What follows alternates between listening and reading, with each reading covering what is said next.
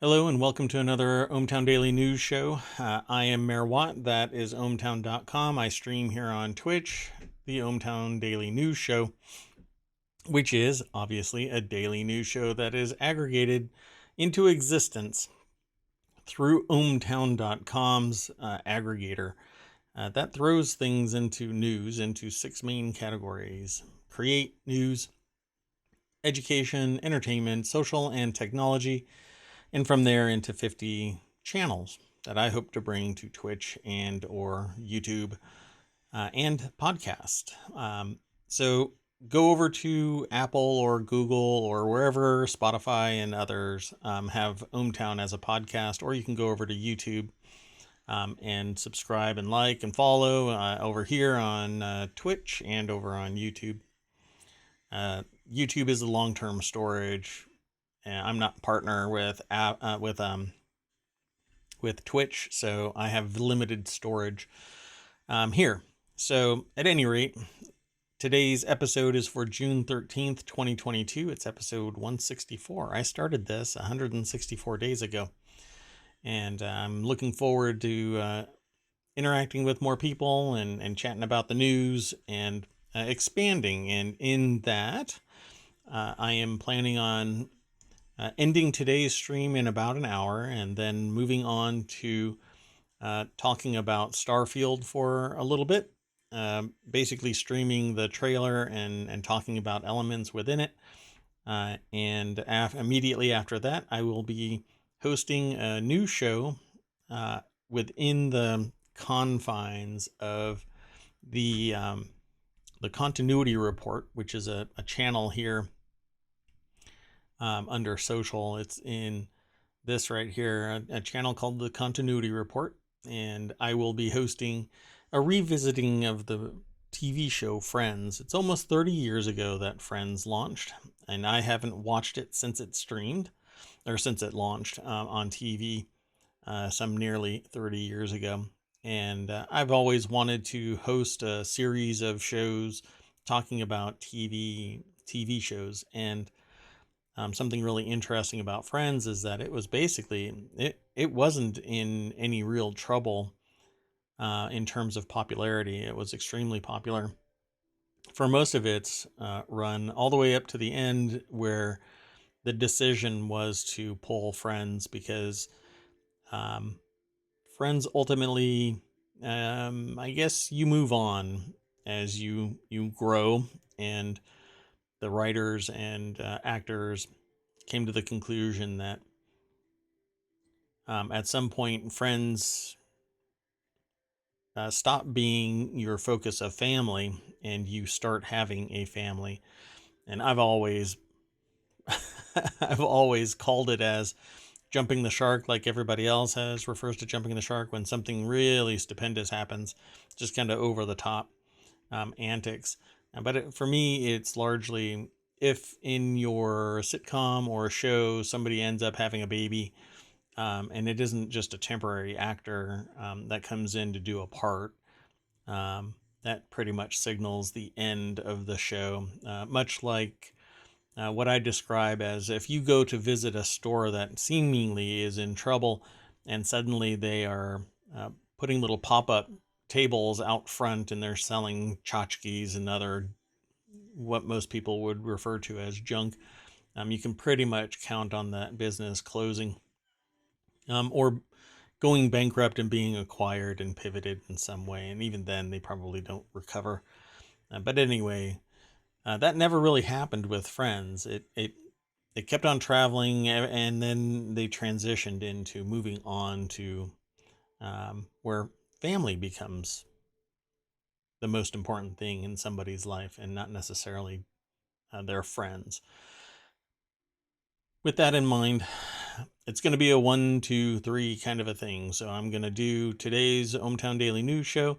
Then I'm going to do the Starfield discussion, which is really just my interpretation of what's coming out of that game. And then I will do the show about Friends, which I'm going to be referring to as I Need Friends. And I will also be within the envelope of the continuity report, I will be doing the same with episodes of Star Trek Strange New Worlds. Different days, different times, but all the same, it will be streamed in a different format where it's basically going to be me and a timer or something that will allow us to sync our shows, because I can't stream the actual video, and I'm not really sure even about the audio. I will be streaming bits of the audio, not all of it, and talking about the show live right here on Twitch, and then it's going to get turned into a podcast separate from ohmTown Daily News Show. Okay, with that in mind, let's move on. The first article that I'm going to be talking about today is Coinbase plunges more than 20% as Bitcoin dives. Let me throw that in chat. And let me see something real quick. I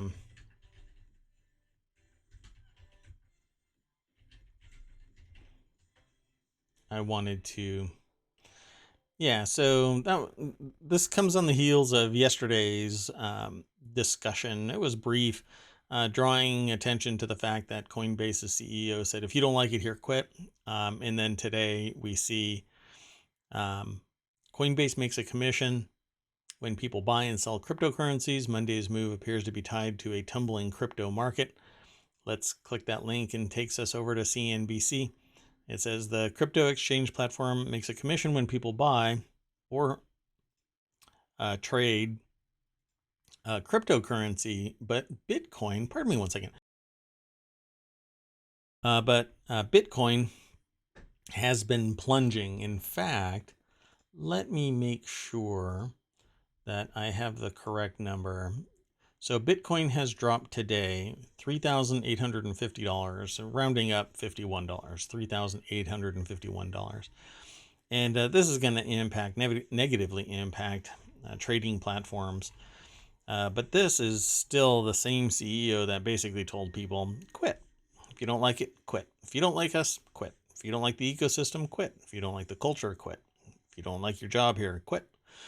And that to me builds a culture of my way or the highway, which is fine. That's what a company can do if you want it that way, and you don't want to take any feedback from the public or your employees, and that's the culture that is brewed. So just count on the fact that if you are unhappy, your only option really is to quit, even if you voice your opinion, apparently. So it says Coinbase's stock is down 76% year to date after first quarter earnings in May showed revenue fell 27% year over year as usage declined. The company said, we believe these market conditions are not permanent and we remain focused on the long term. Yeah. So I will just reiterate, the only reason why anybody is in crypto right now is because it's pegged to $1 and the perceived value and fear of missing out. If this had actual value to it, people would be buying and selling things in Bitcoin and not with the perceived value of Bitcoin translated into US dollars, if you understand what I'm saying. The reason why people are interested in pretty much anything is because it is pegged to the US dollar. So that currency is what's giving value to Bitcoin, not the inherent value of Bitcoin. It's a subtle but distinct difference between the value of $1 and the goods and services that you are procuring with that dollar. Again, the only reason why Bitcoin is valued at what it is because people are making US dollars or their domestic currency, whatever it might be, wherein Bitcoin is pegged to that currency, typically US dollars, and people are trading and converting their domestic currency into US dollars, buying Bitcoin and then translating it back when the timing is right. Well, now it's dropped close to $4,000 in a day. That volatility, it's untenable as a currency. Let's continue on. The next article is in the Mobile channel. K-12 workers most likely to say that they're burned out, according to a Gallup poll. This article is over at The Hill. I'll just go over to it. That way we can get through all of the articles today. And this is an article. Oh, you know what? Forgive me. The last article about Coinbase plunging more than 14% was written by Todd Haselton over at CNBC. This next article, the one about K-12 workers most likely to say they're burned out, is a Gallup poll, but it was written about at The Hill by Rachel Scully. And I can imagine that K-12 workers are going to get burned out because they have to jump through a lot of hoops here in the United States. A lot of paperwork, a lot of monitoring. For the most part, some, like anything, there is a gamut of performance. Some people struggle with it because they hate it and find it tedious, and others just do it and move on. But it says 44% of K-12 workers surveyed said they always or very often feel burned out, with college or university workers following not far behind at 35%. Within the K-12 employees, 52% of teachers reported feeling burned out. Yeah. Interesting. It says the new data shows educators identify among the most burned out of all the industries. Yeah, I can imagine. And the Gallup poll was conducted from February 3rd to 14th with a total of 12,319 respondents, and the margin of error was plus or minus 4%. Which, I don't know, that's fine, I guess. I'm not sure what else is really what to say about this. Female K-12 workers, especially teachers, are respondents who say they are most burned out at 47% and 55% respectively. Yeah. And teachers really do have to deal with a lot. And there's a lot of external influence on that burnout because the parents come in and complain to the teachers for one reason or another. And depending on what the political discourse is of an assignment, it ends up being worse. And something as simple as a word problem that involves anything that somebody might take exception to. If they bring home the assignment and the parent reads it, then all hell breaks loose. So I can see why people get burned out. Let's continue on to the next article. Again, these are all going to be in the show notes. You can follow the link through ohmTown to the various sources that I aggregate from. The next article is over in Hatch Ideas channel. EV startup Electric Last Mile Solutions plans to declare bankruptcy a year after going public. The Michigan-based startup will move to liquidate less than a year after it went public, which is really a shock.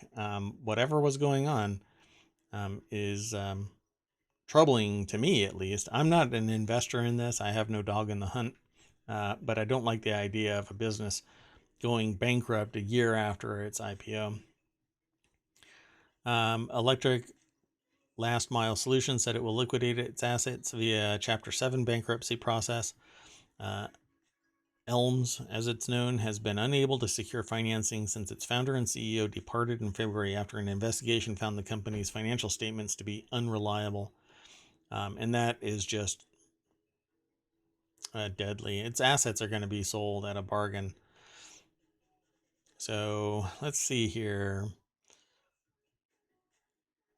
And I wouldn't be surprised. Oh, it's a SPAC. Interesting. The company is the first of those post-SPAC EV makers to say that it will declare bankruptcy.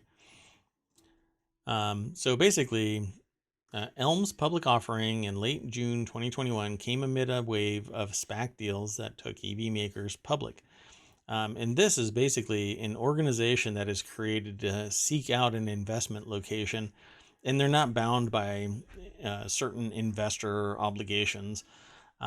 They basically have a bank of money, and they can go out and find somebody and groom them into IPO. The IPO solidifies that investment that equity into some business process, whatever it might be. It could be EVs or it could be widgets. Doesn't matter what it is.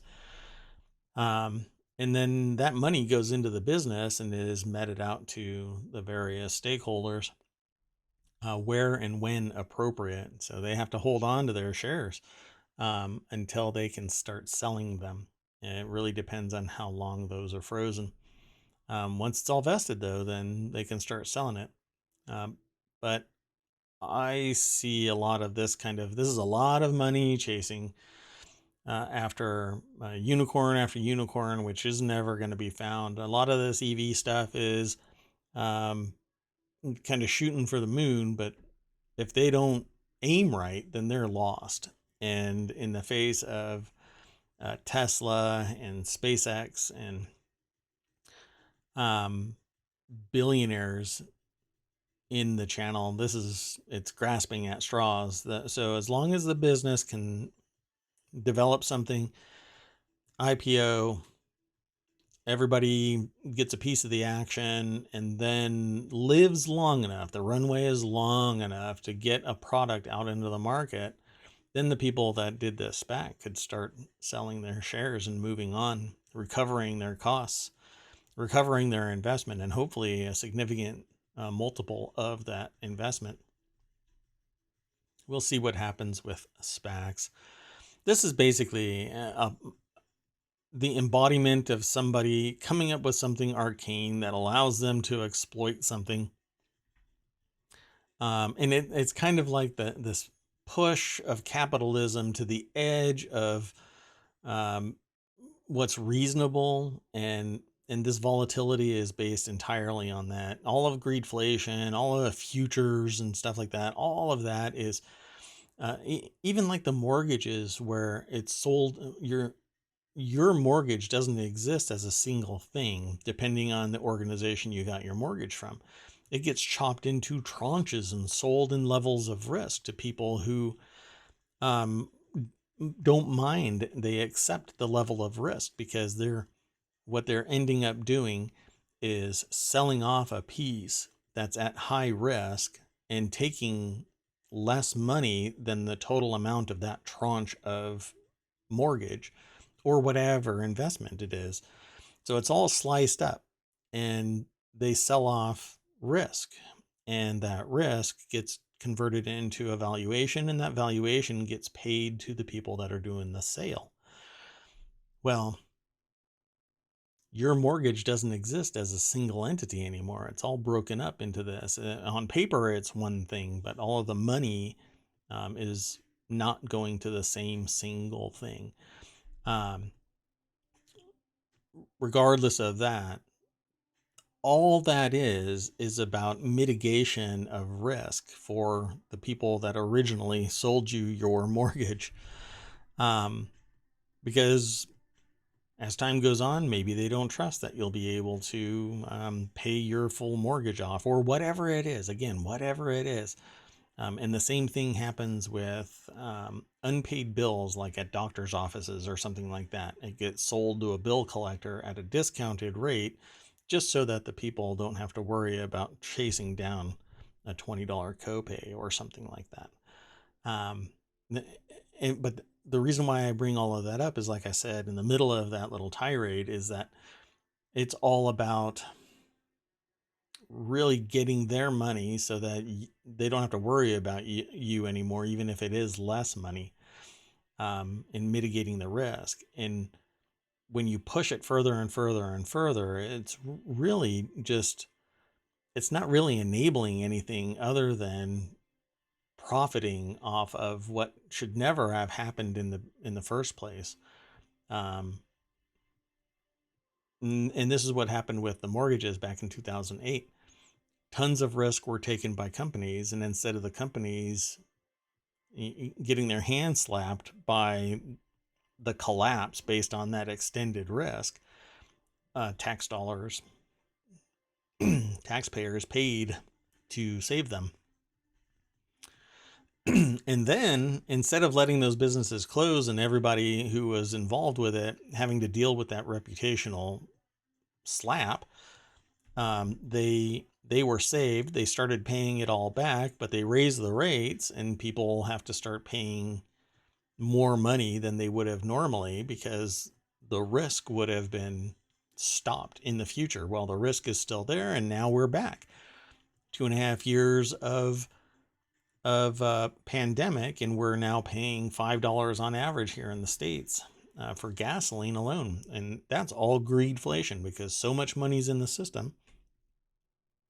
The people that produce have the ability to say, well, we want more money, even though they don't need more money. There just happens to be more money in the system.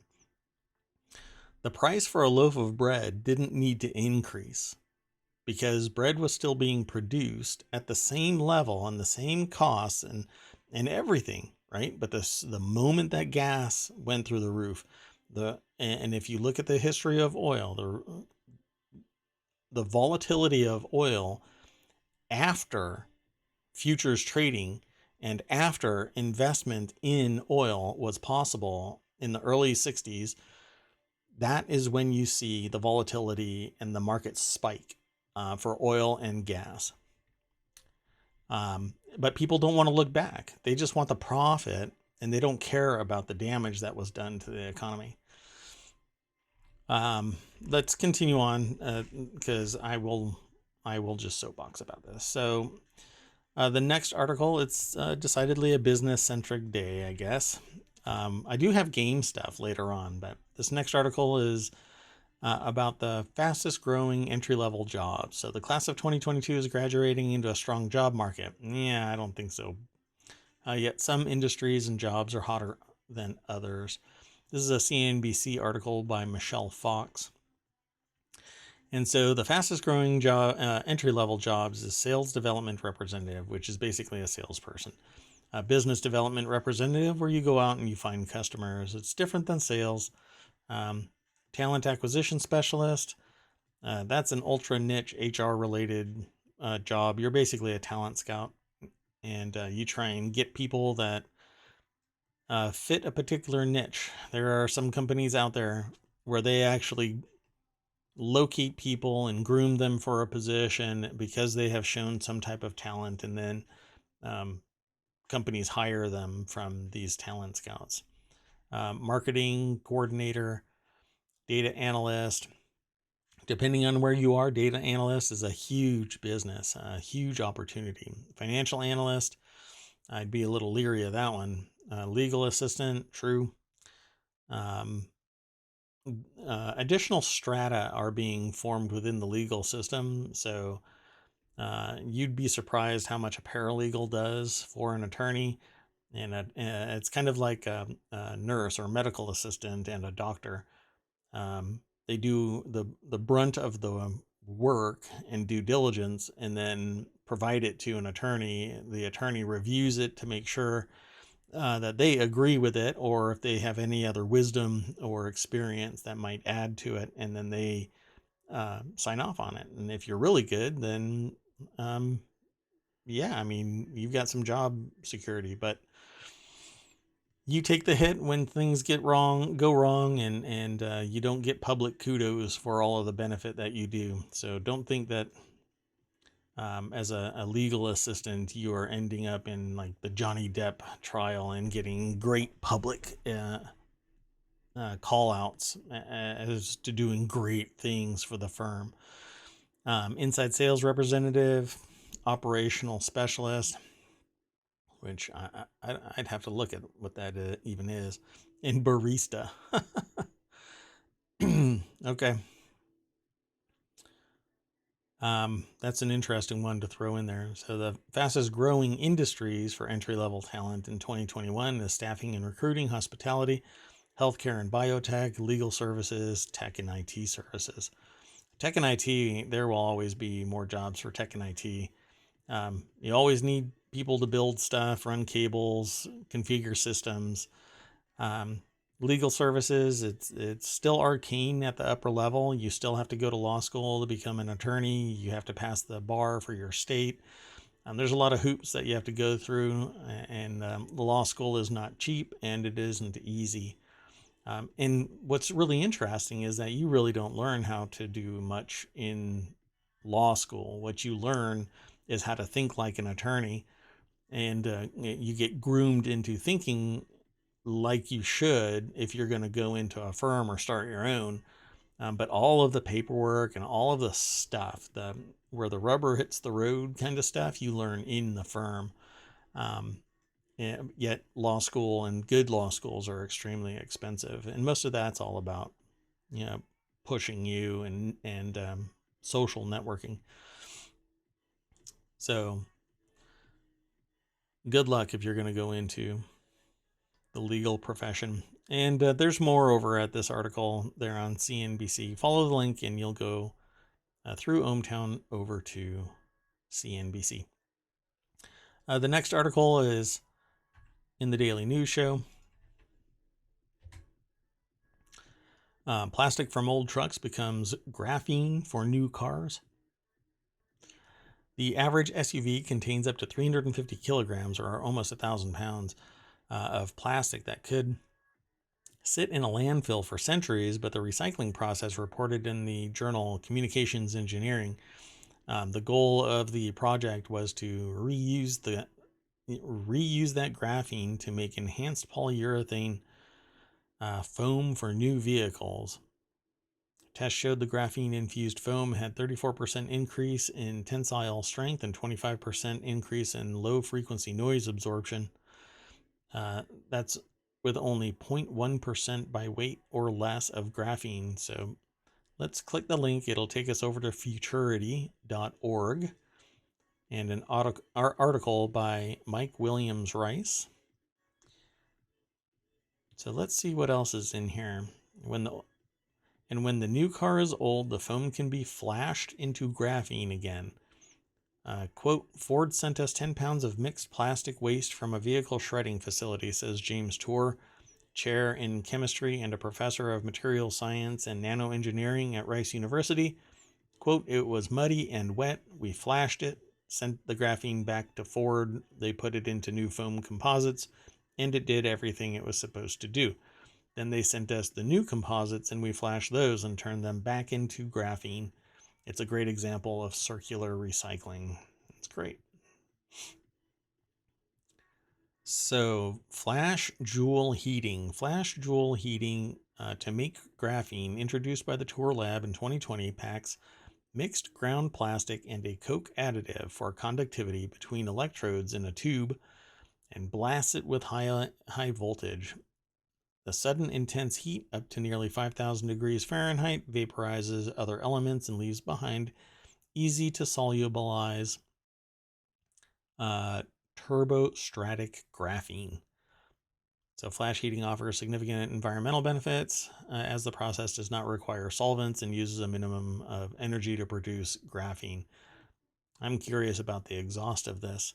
The lab flashed the powder in 2 steps first under low voltage and then under high current in a heater that graduate student and lead author Kevin Weiss custom designed for the experiment. Neat. Well, that's great. If it makes it stronger and it is circular recycling, then it's hard to really complain about it. But really, what is the exhaust of this? I'd have to look around. Polyurethane is not something that is fun to mess with in terms of exhaust. So let's continue on to the next article. It's in Hatch Ideas. And China is testing 3.5 million Beijing residents after a ferocious, quote unquote, ferocious COVID outbreak just days after easing restrictions on nightlife. Let's see, around 10,000 close contacts of people who visited the bar have been locked down at home. The outbreak occurred soon after Beijing lifted social distancing rules last week. 3.5 million residents of China's capital, Beijing, are being tested, and it's not a voluntary thing. You got to get your butt tested. They've been linked to the Heaven Supermarket Bar, a popular nightlife venue and liquor supermarket in the central Beijing district of Choyang. Wow, 10,000 cases in an overnight event. This is an article over at businessinsider.com by Rosie Bradbury. let's see. I'm trying to find more in this article. Yeah, they have a zero COVID mandate, and some of the things that I've seen, like people being chained into their house, like locking the door so they can't open it, and it's opened outside only to provide uh, resources, stuff, supplies. Millions of residents of Shanghai, a commercial epicenter of China, were again placed under strict lockdown measures over the weekend after a cluster was linked to a popular beauty salon. Wow. Okay. So let's continue on to the next article. 7 tequila cocktails, perfect for outdoor summer sipping. Yes, it is only Monday, folks, but it's 5 o'clock somewhere, and the weekend is just beginning for some of those who are on summer break and not going to school and might be able to take a vacation. So, anytime's a good time if you're in the right time to have a drink. So, I have not had a drink in somewhere around 90 days. I'm actually beyond 90 days, but I don't remember anymore the exact time. I'd have to go and look at my I have a date that I don't recall right now. But anyway, so I haven't had a drink and I haven't had any added sugar. I've actually fallen off the wagon there with the sugar a little bit, and Uh, so the reason why I was doing it was I wanted to see what the impact was on me personally, in regards to um, blood sugar and LDL and HDL and whatnot. Right. So uh, oh my gosh, I just forgot what the thing is. Um, anyway, so I dropped 33% in 90 days. And the only thing that I really did was I stopped drinking. Uh, at one point, I started drinking like a drink a night, one drink a night, like a little, what is referred to as a finger or two fingers of spirits. So some alcohol. And not a beer or anything. I wasn't really drinking a beer, but it would be one drink a night. And so I cut it out entirely. And I stopped eating candy. I like candy. And my LDL dropped 33%. And all I did was whey protein drinks and Metamucil, which is fiber. Those two things alone. I wasn't taking any medication, at least not for cholesterol. And I was taking vitamin D and vitamin E. I need to get vitamin B going, but at any rate, a an amazing uh, transition in only 90 days. So if you have high cholesterol, I'm not a medical expert. You'd have to talk to your doctor if you want to. I think that you should do this just to see, get some blood work done, and then 90 days later, get your blood work done and see what the empirical difference is for you. Because I can say for me, it dropped 33%. And that percentage is different for everybody. Okay. So my cholesterol level was high, um, dramatically high, some would say. And, but no other tests were really bad. Nothing else was saying that I had anything going on. And so I did this on a whim, and I still have to talk to my doctor about it. So thought it would be interesting. So anyway, back to the show. 7 tequila cocktails, perfect for outdoor. Don't drink all of them, is what I'm saying. Just you can sip. Don't just go to town on all of these drinks all at once. Then you have a drinking problem. So this is an article over at vinepair.com by Clay Dillow, and the photograph is by Nick Johnson, and it basically has Don Julio tequila and somebody sitting out on like a picnic. It's a very nice picture. And they have all the right ingredients. They're squeezing their lime into their drink, and they got their tequila, and that's always good when you put some lime on the rim. And those I think I have those glasses. Anyway, Turmericana,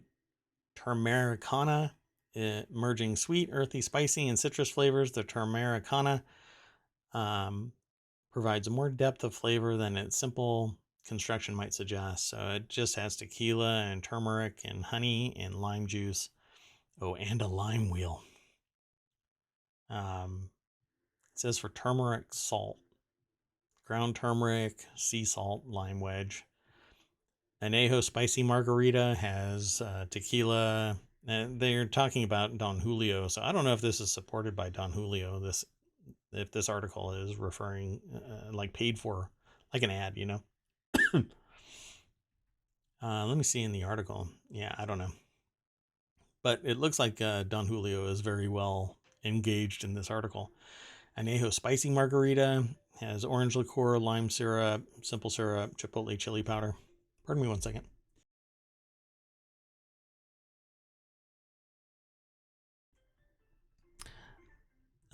For those interested, by the way, the January 6th hearings are underway right now here in the United States.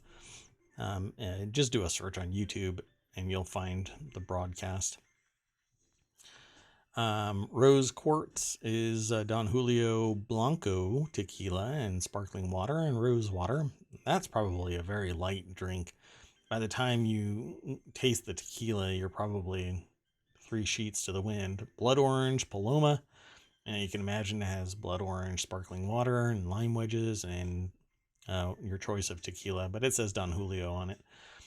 Puesta del Sol, a more savory take on the famed tequila sunrise. The Puesta del Sol trades the sugary sweetness of grenadine for the muted earthiness of turmeric. And wow, they are really on the ball with this turmeric. They want that. It's like, it must be push the turmeric week. And Don Julio and Ajo Old Fashioned, which is awesome. I can't describe a well-made old fashioned with anything, but I don't know. I'm gonna do this with some tequila. I don't remember what all. I think that I'm usually doing like a bourbon or rum. But tequila would probably add some amazing flavor and dimension to the old fashioned. Definitely not an old fashioned then. But an old fashioned is nothing but simple syrup and then whatever bitters you like, aromatic bitters, and whatever liquor you want. Then Don Julio ranch water, which is tequila, lime juice, mineral water. It's basically a watered down drink, but it would still be good. Water tends to set off alcohols a little bit. Some people are purists and only want the alcohol, nothing else. But water can add a little bit of flavor and open it up more. Okay, well, with that in mind, go over to VinePair and check it out. Obviously, you can follow the link through ohmTown. The next article is about a Google engineer who's been suspended because, well, here's the title. It's in the Word in Tech, and the title is Google suspends engineer who claims its AI, its artificial intelligence, is sentient. Hey, look at that. We're about to be taken over by AI. Google has placed one of its engineers on paid administrative leave for allegedly breaking its confidentiality policies after he grew concerned that an AI chatbot had received sentience, the Washington Post reports. Let's click the link, takes us over to The Verge. So this is by John Porter. It claims Blake Lemoine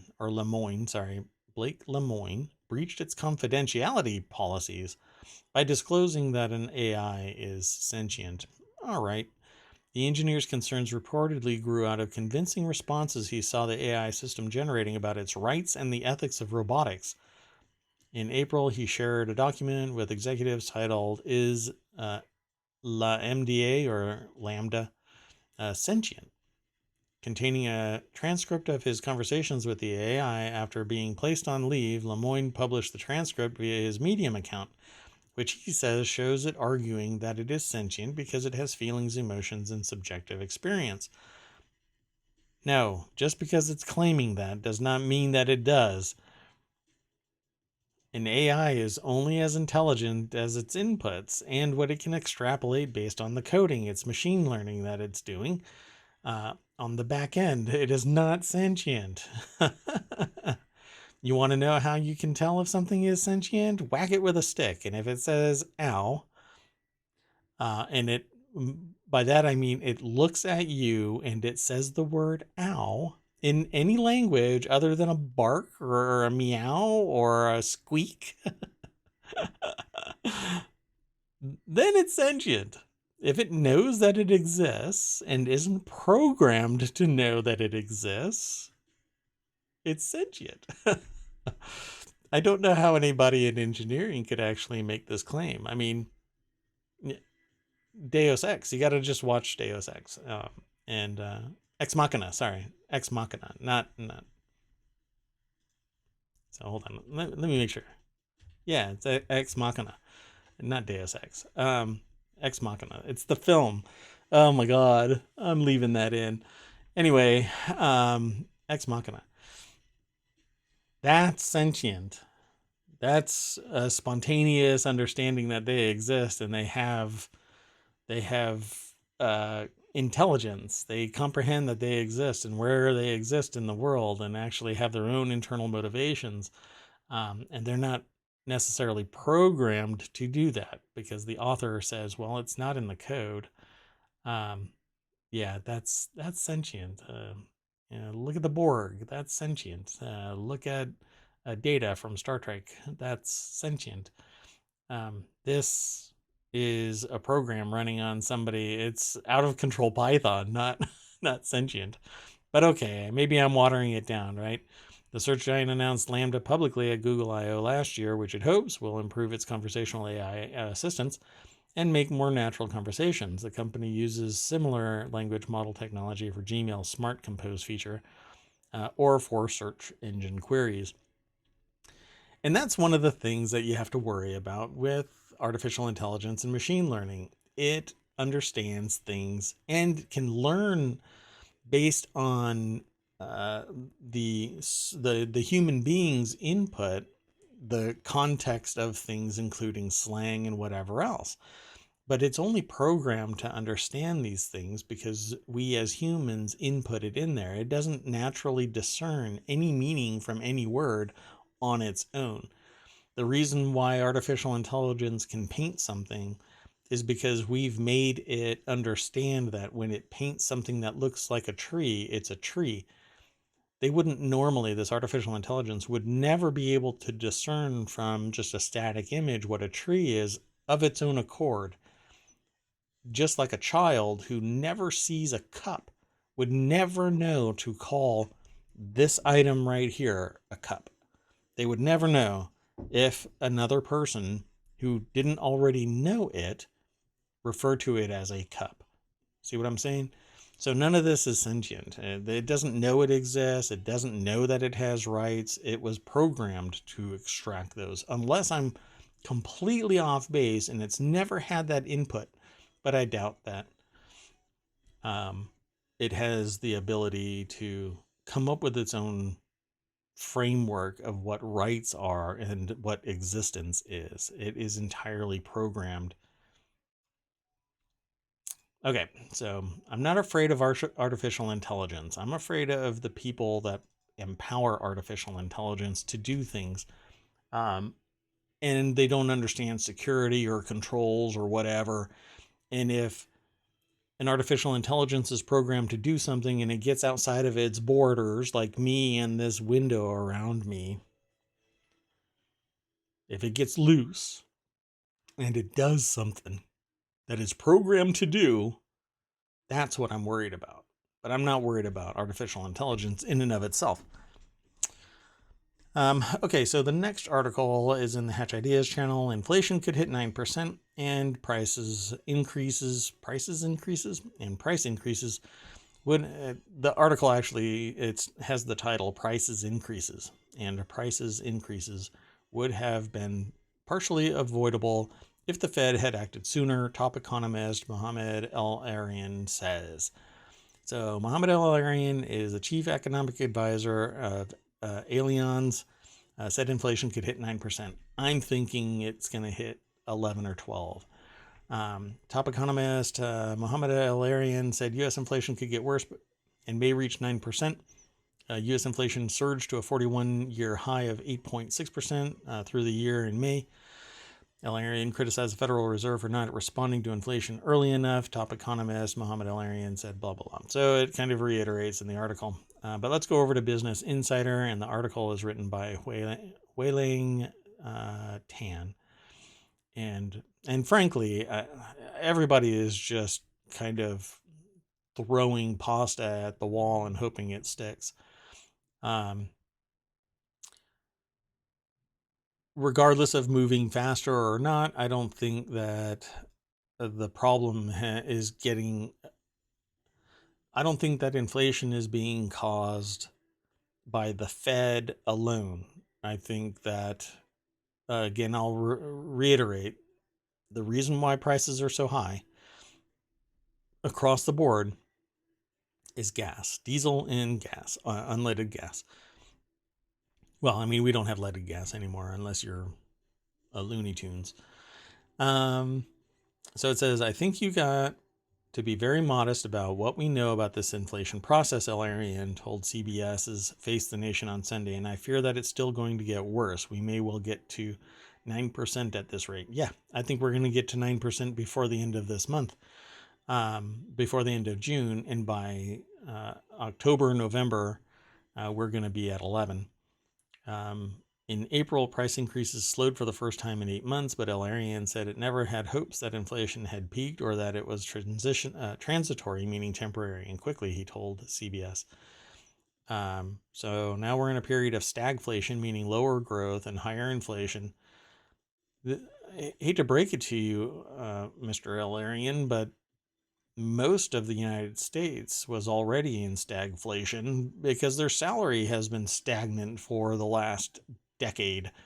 Meanwhile, CEOs and businesses are making record profits. So you can't tell me that we're not already suffering. Add to the 8.6% that of inflation we already are, and add to that another 3% because nobody is getting cost of living increases at 3%, let alone 9%. So all of us are losing. We're already at 12% if you want to just round up. So I just don't agree with any of this. I think this is all a bunch of marketing. You know, they're giving their honest opinion. It doesn't matter. The fact of the matter is that most of us, common Joes, are regularly taking a hit every year. And then the people that aren't taking a hit are sitting there going, oh, well, you need to do this or that, or, you know, be in a different job or whatever. And it's a very narrow-minded argument to just say, go get a better job. And that's not how it works.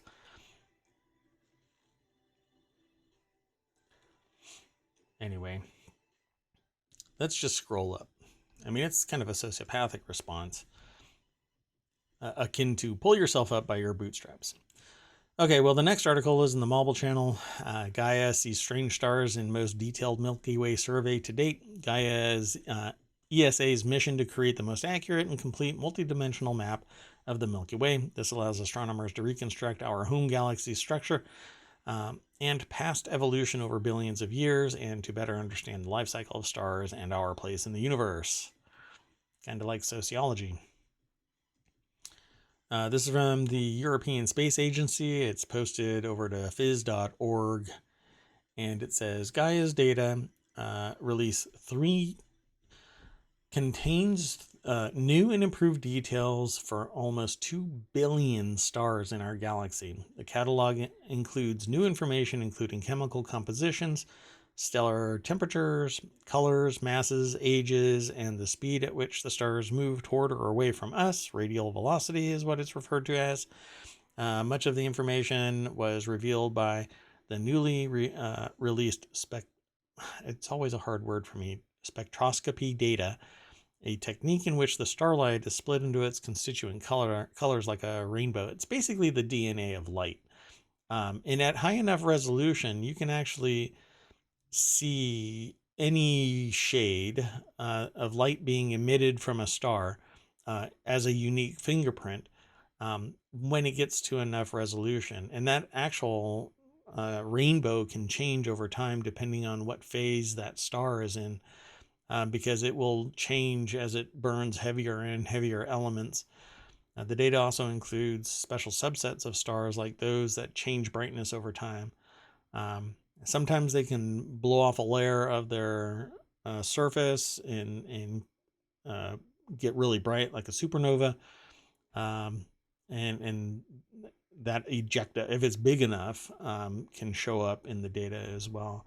So starquakes, one of the most surprising discoveries comes out of the new data is that Gaia is able to detect starquakes, tiny motions on the star's surface that change the shape of stars, something the observatory was not originally built for. And if it's high enough resolution, then it'll pick it up.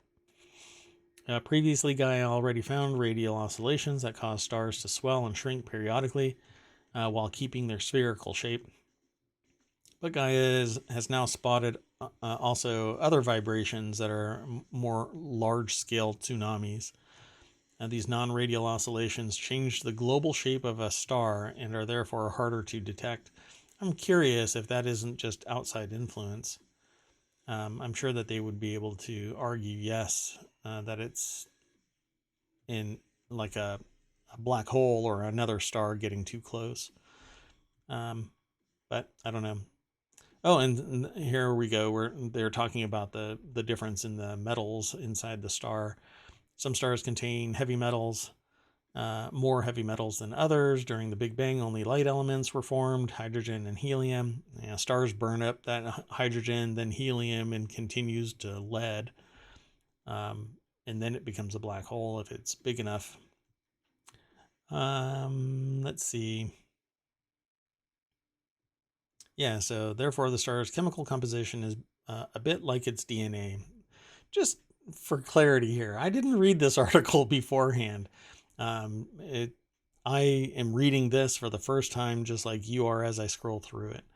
But I don't scroll through the whole thing. I just give my perspective, my understanding, and I promote conversation. So come in, talk with me over here on Twitch or on YouTube or via the ohmTown.com website. You can email me, or obviously you can write a review over on Apple Podcasts or Google Podcasts or Spotify. Try to be everywhere. Anyway, let's continue on. I didn't post the article in chat, so there you go. The next article, wow, I've got a few more to go. You can get Ark Survival Evolved for free on Steam for a limited time. It says it's been quite a journey for Ark, which entered early access in 2015. Chris investigated it at the time and narrowed down its appeal to two things that it lets you do: ride dinosaurs and make your character go poo.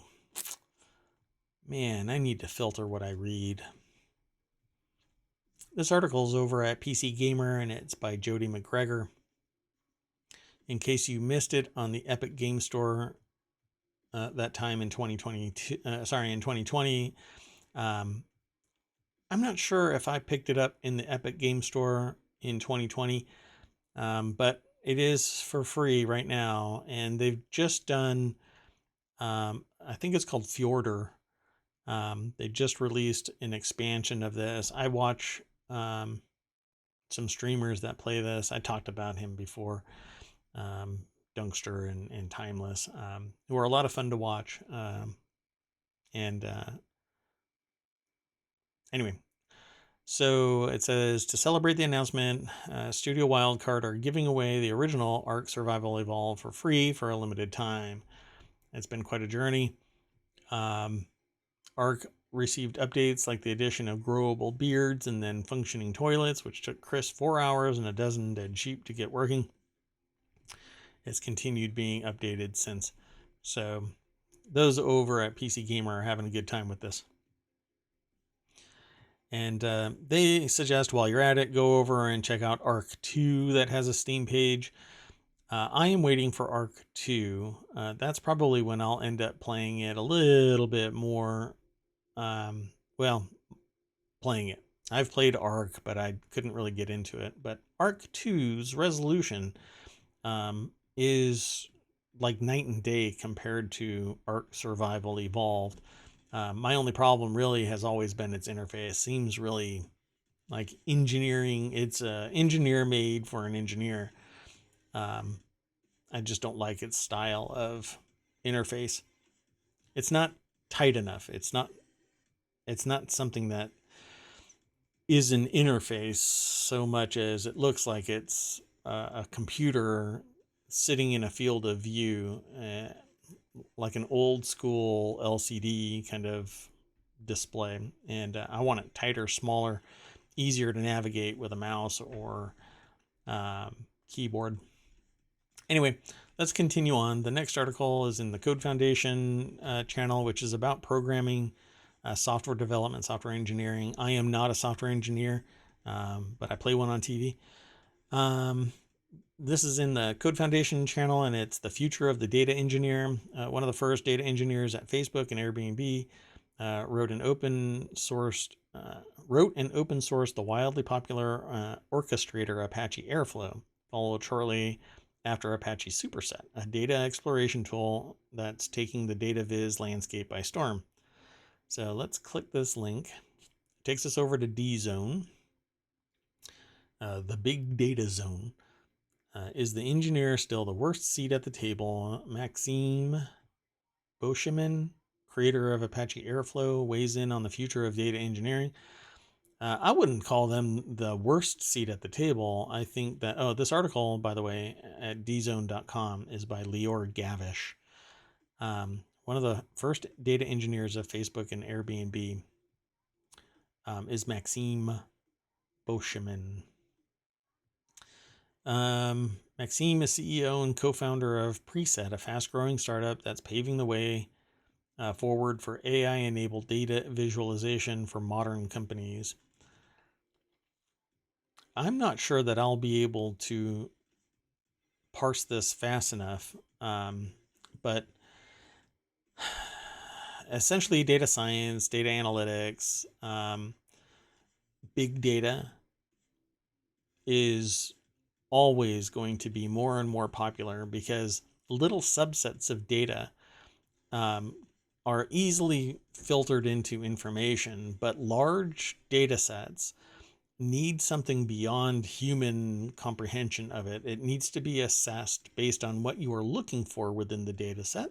And then you kind of you mine that large data set, and it's well beyond human comprehension to understand the full subtlety of it.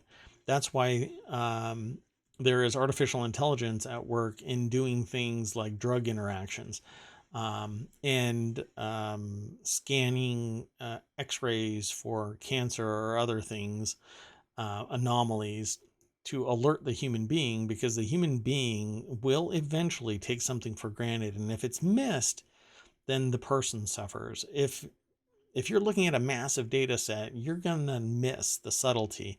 You may get the macro side of things, but the micro is completely lost because we're looking for bigger patterns. Depending on the size of the subset and or the data set and the subset and the whatever is you go looking for, if it's still beyond you, then you should acknowledge it and embrace data science. Find somebody that is really good at data manipulation, and have them noodle around with your data set so that something actionable can come from your data. And this is a 6-digit plus paycheck if you are skilled in data science. I would suggest following the link and going over to this article. Let me throw it in chat. And depending on where you are, it may not be in great demand, so there may not be programs to educate you in it. So look around, find something, and don't worry about it being online or not.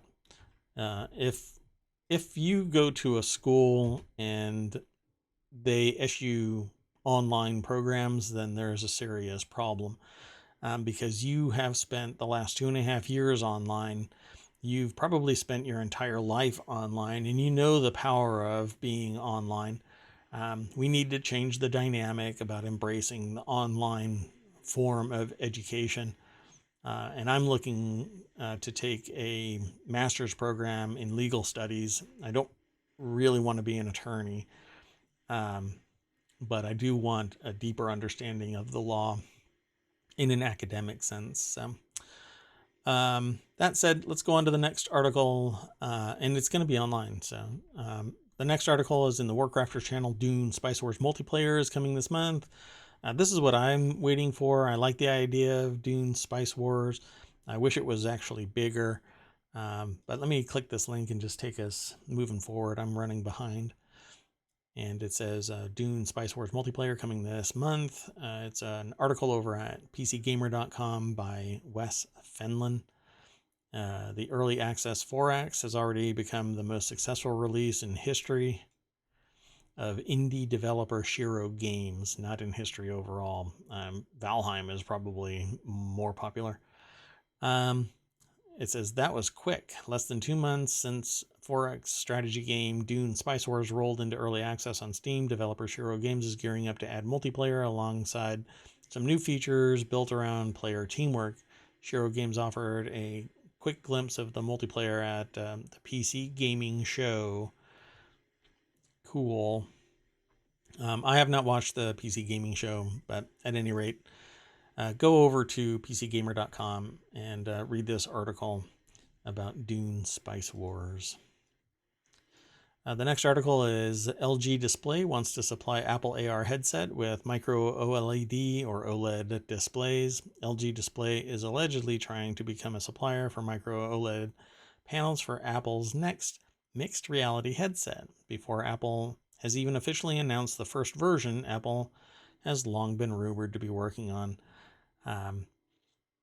LG wants to be the supplier, so it's laying the groundwork to potentially supply Apple with displays for its second generation mixed reality device. I don't know about second generation mixed reality device. Where's the first? So the article is over at appleinsider.com. It's written by Malcolm Owen.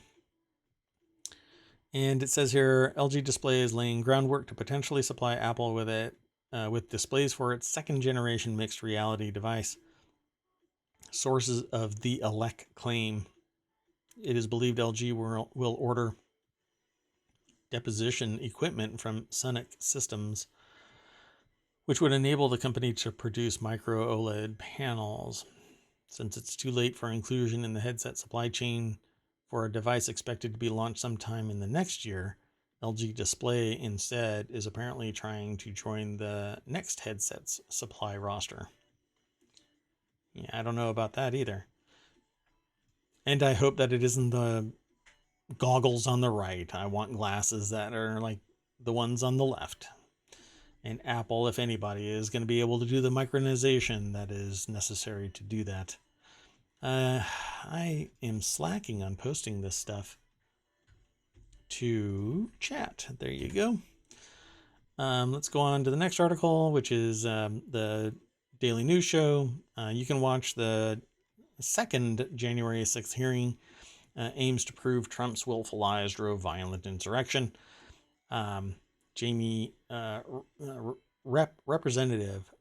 Jamie Raskin, a member of the House January 6th panel, said the committee can prove to any reasonable open-minded person that Donald Trump absolutely knew he lost 2020 election. This article, there was a delay, by the way, and so it started at around 10:45. But these are the trials. This is going to be a hearing where a bunch of people are going to be presenting the evidence that Donald Trump, former President Donald Trump, kind of incited the riot. And this article is posted on commondreams.org by Jake Johnson. You know, there's going to be a ton of information, but the idea here really is to draw attention to the fact that, yeah, all of this other stuff, this claim that it was a fraudulent election and that it was stolen and blah, blah, blah, the people that need to hear this will ignore it summarily, and they will just abide by whatever they're told instead of paying attention to it. I've seen the other hearings.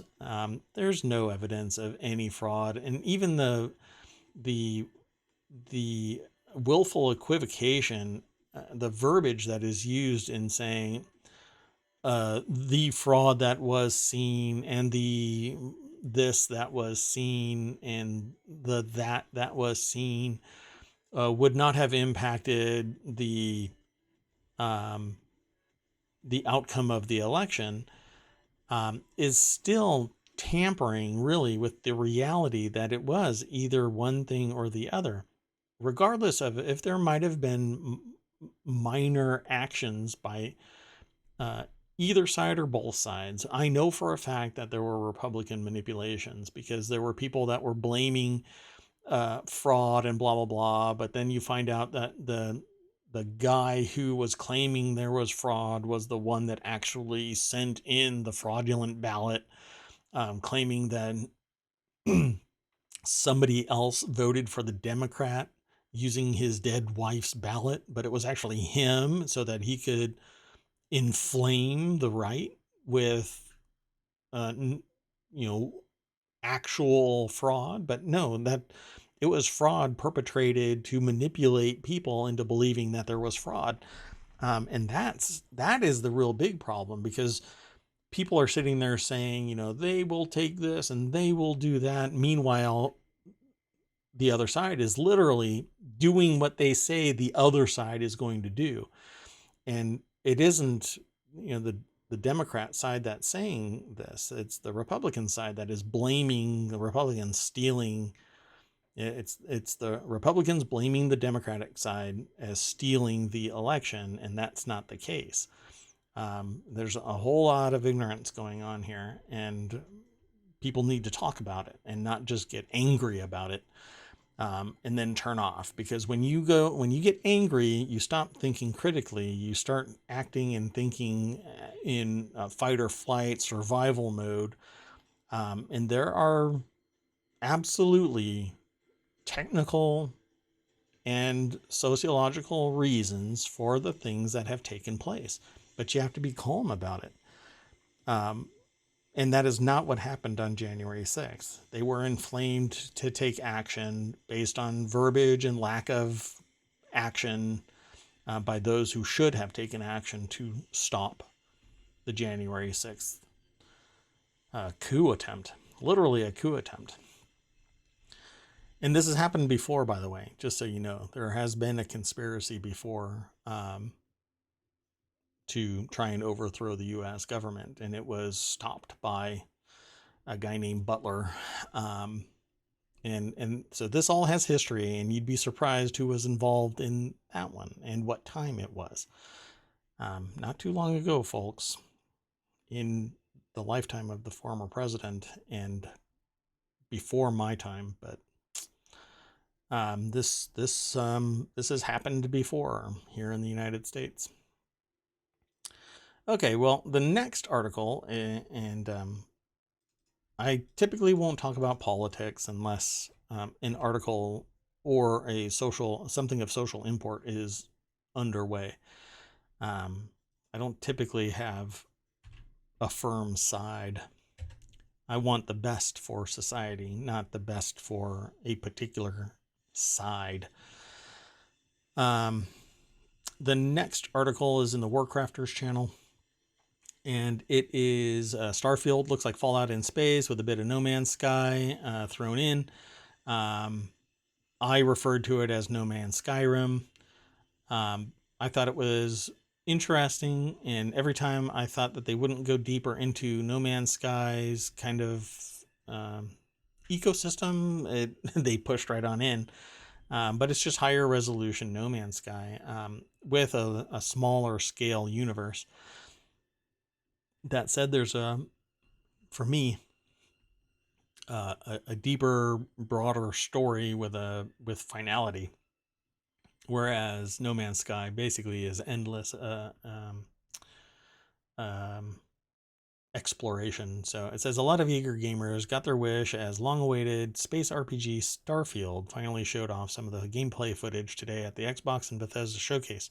I watched this. It was a lot of fun. There's another one that I'm really interested in, which is Minecraft Legends. And it wasn't some blink and you'll miss it teaser. It was nearly 15 minutes of solid gameplay and some interjections by Todd Howard and a few cinematic montages. So how does it look? They think that it looks like Fallout in space and No Man's Sky and a touch of Skyrim. Oh, look at that. That's pretty much fine with me, they say. They like Fallout and they like Skyrim and they like No Man's Sky.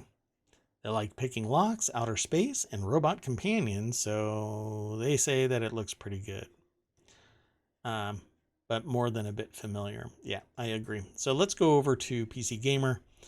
And the article is written by Christopher Livingston, which, by the way, is just an awesome name for pretty much anybody in the real world, but a protagonist in a game or a book or a movie. Christopher Livingston is just a spectacular name. Anyway, that's really all that I can say about this article and the game in this particular context. So go over to PC Gamer and read more about it if you are interested in it. I am at the end of this show. I'm going to take a little bit of a break, and then I'm going to start up a 1 hour show or less. It really depends on how fast I go through this 15-minute video where I talk about Starfield, my particular take on it. I've played all of the games that it basically references by way of just existing, right? So like Starfield exists and everybody is attributing various games into the look and feel and whatnot of Starfield, but I'm going to give my take on it. Obviously, you're not going to see this in real time unless you go to my stream in a little bit. So I'll probably start at around 12:30. And then immediately after my take on Starfield, you know what? I might start. Yeah, I'll start at 12:30.